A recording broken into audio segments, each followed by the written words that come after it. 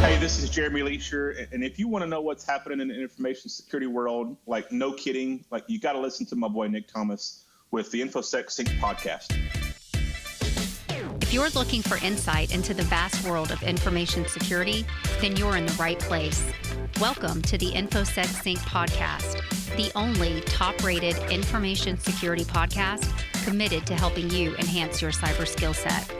Listen in on conversations with world-class information security thought leaders, subject matter experts, authors, and more as we exchange ideas, best practices, and discuss the latest trends, threats, strategies, and solutions for your success.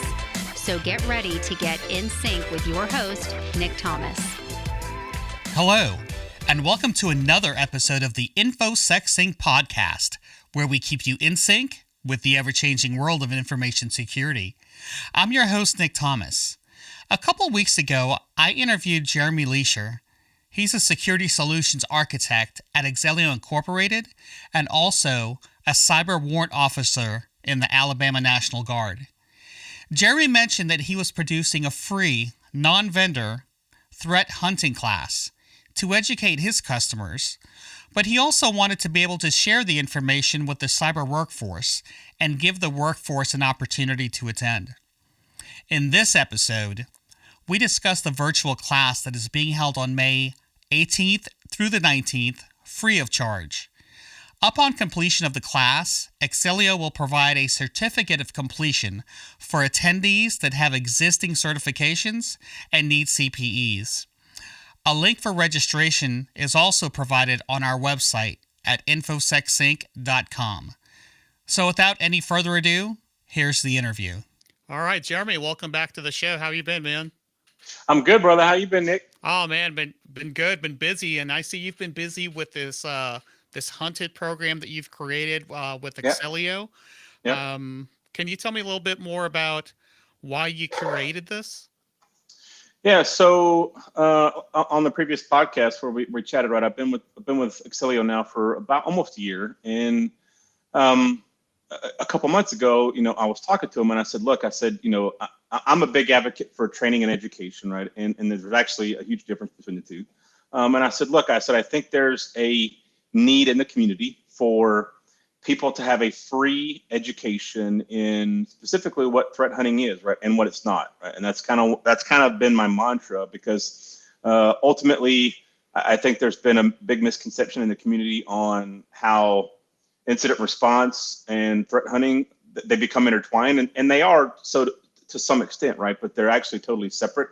They both have their own loop, and then they have intersecting points. And so that's part of the course. And really, there's a lot of myths out there, right? Well, I have to have all these sexy tools to do hunting, and I have to be a really smart, been doing this stuff for 20 years, and I just don't have enough time, right? All these myths. And so we debunk those in the course. And the course is not a tools course, right? This is an education around how to think ultimately. And because hunting, in Jeremy's opinion, right, take it with a grain of salt, is that mature hunting is 90% mental preparation and 10%, tangible tasks on a keyboard. Yeah, it's very analytical. It is, yes. So the name HuntED, how did you come up with that? Is that an acronym? Does that stand for anything? Yeah, so when I thought about the course, right, I spent quite a bit of time thinking about, not something that's catchy, but something that's usable, right? So if you look at Lockheed Martin Cyber Kill Chain, and you look at MITRE ATT&CK Framework, and you look at all these acronyms, right? Even when you think of the acronym PING or ICMP, or specific of the military, but even in the security space, right, we have all these acronyms and they mean something. And I thought, well, what's a great model to have a singular word, right, that is also a roadmap in which to hunt, right? And so it's lowercase HUNT with a capital ED at the end, right? And so I had some initial kickback on, well, what does the ED stand for at the end, right? And I'm like, well, it doesn't mean what you think it does, right? The ED actually stands for early detection, right? And the reason being is because I think we, as in the security environment we live in, right, we are very reactionary. We are very much, burdened with alerts and whack-a-mole and those kind of things, right? So HuntED itself, the first four letters, HUNT, is actually an acronym for Trailhead Establishment, right? I think people that want to do threat hunting one of the biggest challenges is, where the heck do I start, right? I don't even know, like, do I start looking over here? Do I start looking, right? Where do I even start, right? And so the H actually stands for hunch, right? So you could hunt with just a hunch, right? I think something, and it doesn't have to be nefarious, right? It doesn't have to be that you think some actors in your environment. It could just be, I want to validate something. I have a hunch, right? The U is unique. There could be something unique in your environment that only you've seen, or it could be something unique that you've never seen and you want to investigate it, right? The N is named, right? So it could be a named threat actor in your environment. It could be a named vulnerability that you know still exists in your environment. It could be a named entity, right? A person that's doing something malicious in your environment, whether it be an external threat actor or an internal employee. And then the lowercase t, right? The hunt, the end of the hunt is actually TTPs, right? So if you look at Squirrel, right? Squirrel, I think, back 10, 15 years ago, Squirrel was the first company that kind of put together a model on how to hunt, right? So they built this framework, and they call it the pyramid of pain, right? And as you go from the bottom, right, you're looking at hashes and IP addresses and domain names. And as you go to the top of this pyramid, right, the very top is TTPs. If you can hunt TTPs, one, you are more mature than most, and secondly, it's more difficult. As you go up the pyramid, it gets more difficult. And so the T is ultimately TTPs, and that's a mental word that if I want to hunt, right, and it's either a hunch, a unique thing, a named event, or a TTP. And the reason that we do all of those things is so that we can have earlier detection, right, in the life cycle. So that's why Axellio HuntED is different than anything else available out there? Yeah, well, I mean, we're different, right? I'm not going to say that we're better. I'm not going to say, well, yeah, I am going to say that we're better, right? Because one, we're not trying to sell any of our stuff, right? If people want to ask a question about what Axellio is doing and why are we doing this training and what are our solutions that make us a little bit different, right? We'll have that discussion. But if you look at some of our competitors out there, right, they have training classes, but they're all focused on their specific tools to do a specific function, right? And that's training, right? What I'm trying to do is educate, right? Teach a man to fish, right? And he'll feed himself forever, kind of methodology. And so I try to, especially being in the military, right? I am at the point in my career where I'm not going to always bang on a keyboard. And so my role now is to train, educate, and advise those around me, my peers, right? And if I can pour into them what's been poured into me over the last 23 years, I'm at least doing something half right. So. So another question I have is, you've called it an education versus training. Why is that? So I think that specifically in the security space, right? We tend to be more focused on training, right? And it's because we're a product of our environment, because the job that I want to go get says that I have to have all of these things, right? All of these certifications or experience. And so I'm going to get that training to fit a certain role. But what that individual lacks is, why are you doing what you're doing, right? Well, a lot of companies or a lot of people say, well, it's because it's what I've always done, right? Those are dangerous words. And so I think to be educated, you're more dangerous and more suitable to do mature incident response and threat hunting with an education versus training, right? I would much rather have someone who has kind of been there, done that, and has fundamental concepts of what we're trying to do, because tools come and go, right? We are a society that we are solely dependent on tools, right? Ever since the invention of the iPhone, we want it now, we want it more, we want it cheaper, we want it faster, right? Society. And so regardless of tools, let's hunt with what you have, right? And we talk about that in the course, right? If you weren't given any tools and I only gave you access to a traditional Windows environment, and I gave you access to Active Directory, DNS logs, DHCP logs, and a few other things, right? You can do a lot of really good stuff with just that information, right? I don't need a SIM. I don't need a log correlation engine. I don't need EDR. I mean, all those things help. Don't get me wrong. I'm not saying that those things are bad. I'm just saying that you don't necessarily have to have those tools to start hunting. So is threat hunting the new bingo word, I guess, the new cyber bingo word, or is cyber bingo, right? Any real value in it? No, I definitely think, right. I was looking at some folks, bantering back and forth on some social media the other day, and one of the comments was that, or one of the studies that was actually done, and I don't know if it was Sands or who actually did the study, but they basically said, if you, right, the average cost of a breach, right, and today in 2021, I think is somewhere around $1 million, right? If you, instead of investing that $1 million into paying ransomware payments or crypto, crypto locking, whatever, if you invested into the hunting, right, you could probably spend half of that money, right, and get more value by having an organic or even a third party that's doing the hunting for you. And so I think hunting, I think some people look at it as I've never done it before and I'm doing okay now. So it's more like insurance, right? And in a way, it kind of is, right? It's not for everybody, but I think the real value in threat hunting is if you educate yourself, right? Because here's the thing, right? And I think SolarWinds, and now we'll talk about this in a minute, Nick, about the Colonial Pipeline breach, right? The ransomware attack on that. I think threat actors know their victims' environments better than the victims do. No, you're absolutely correct. That's how they get through, and that's why they're popular and do their thing.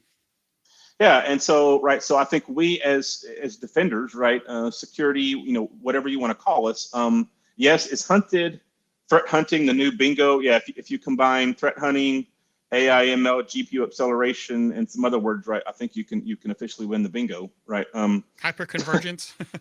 Oh yeah, you got to mention HCI, right? Hyperconverged infrastructure too.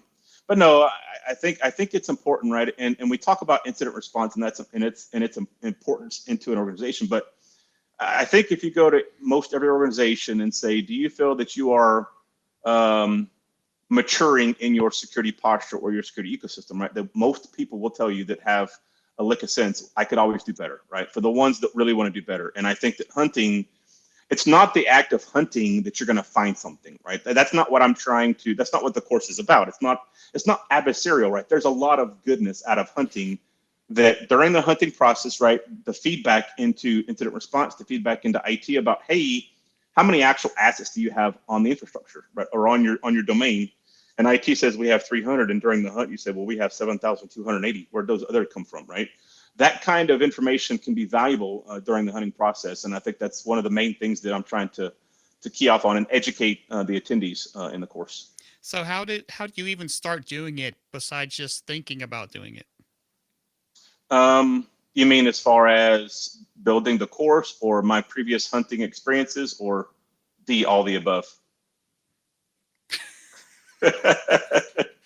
Okay, we'll go with D, with all the above, right? So you and I obviously worked together many years ago, and so we were actually doing threat hunting before it was threat hunting, right? I mean, we were doing cyber before it was called cyber, and so and I think in a team, right, you can hunt as one, but there's a lot of parallels to actually going and taking down an elk or a deer or whatever. There's a lot of parallels that you can draw in preparing for a physical hunt, right, to go hunt wild game, as there are in the cyber world, right? You don't just show up into the woods and with a buck knife and go, man, I hope I find something today. No, you understand the time of the year, you understand the terrain, you understand where the watering holes are, where do the animals collect, the weather, you understand their mating habits, right? All of those things play into a traditional, wild game hunt, and the same goes for threat hunting, right? It's really no different. So that's the whole point of getting that. But I did hunting. I've done it, commercially. I've done it for government agencies, and I think one of the biggest things that I learned was what I didn't know about my own environment, right? And I think that's one of the key takeaways. I think a lot of organizations that might be listening to this, or individuals, the biggest takeaway is, right, try it and see, right? It doesn't require a whole lot of additional effort, people, process, or technology, right? It's just come up with a use case and just start, right? And if you attend the course, I'll give you some good education on how do you actually start. Are there any parallels to threat hunting that make it easier to step into? Well, yeah, I mean, like we talked about, so I'll give you an example. If I am going to, say I'm going to physically go hunt, I'm in the South, so whitetail deer, right? I don't just show up into the woods. But let's take, for instance, the environment in whether the landscape is treed, hilly, is it a marsh area, right? Am I hunting in Colorado, or am I hunting in Southeast Alabama or Georgia, for that matter, right? Those parallels, those type of concepts parallel directly into cyber hunting, right? Is my network flat, or do I have a lot of segmentation in my network, right? Which is great for layered security to keep the attacker somewhat self-contained. But if I don't know my environment, how am I going to know that I have, 17/24s in my environment and a couple /30s and I've got, yeah, I mean, so, and not only that, it's really, what's really important is, malicious actors are generally after data, whether they want to crypto lock or they want to steal it or whatever. And so being able to understand, threat hunting is all about really information protection, understanding where your valuable data is, because every company has intellectual property in some form or fashion. And it's a matter of understanding where your data is, right? You ask a lot of companies, right, where is your intellectual property? And could you clearly tell me, right, if someone was trying to actually exfiltrate your data out of your environment, would you catch it? And I would probably venture to say that a lot of them would say, I don't really know. And so again, hunting would potentially, have some breadcrumbs and to tell you what is, if the answer to that is yes or no. And it sounds like the hunting you're talking about is sort of related to red teaming. You get into a box and you look around and you see where you are, what's around you. Yeah, well, it's kind of like, right, one of the first slides, right? I'll give you kind of this isn't a spoiler, but I give a snapshot, right, of a netstat command on a traditional Windows box, and it's got about 100 entries in there. 90% of them are, listening connections, and about 10% of them are established connections. And I say, is this normal or not, right? Most people would go, maybe, I don't know, right? I don't really. When you look at baselining your environment, we hear that a lot of times, right? That's the myth. Well, just baseline your environment and then you'll know what weird looks like, right? Or you'll know what the bad is. Well, how many people have actually fired up a PC from scratch and not done anything to it but power it up and say, what does my physical connections look like and what do my running processes look like? Not a lot of people. Not a lot of people, right? And so even doing simple tasks like that to say directly after boot up, if my workstation has 720, running processes in memory, and it normally should only have 120. That's not right. It's not malicious. It might not be adversarial, but it does warrant investigating or hunting, right? So. Awesome. So let's get back to the course. So what should the attendees already know, and what can they expect to gain from attending?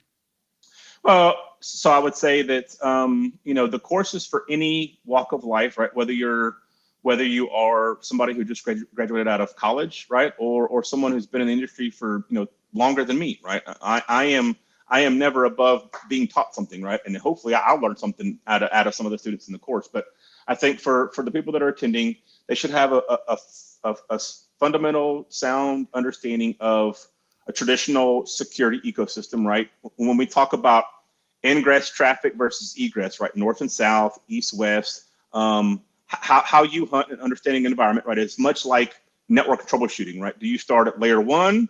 Do you start at layer 7? Do you start somewhere in the middle? Because if it's a, if the physical Cat5 cable has been disconnected, and I'm trying to troubleshoot a layer 7 application, I'm going to be spinning my wheels all day long, right? And there's a lot of parallels to hunting as well. So I would say, everyone who is interested to attend, come. Those who have been in the industry longer will probably gain more value out of it, right?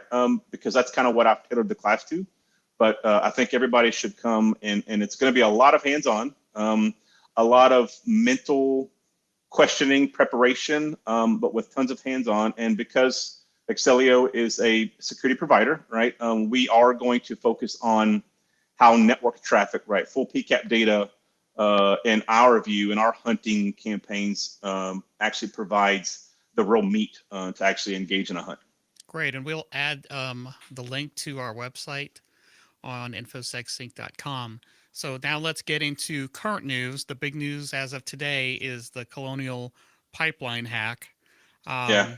They've got some incident responders working on that right now, but it sounds to me like they could be doing some threat hunting as well.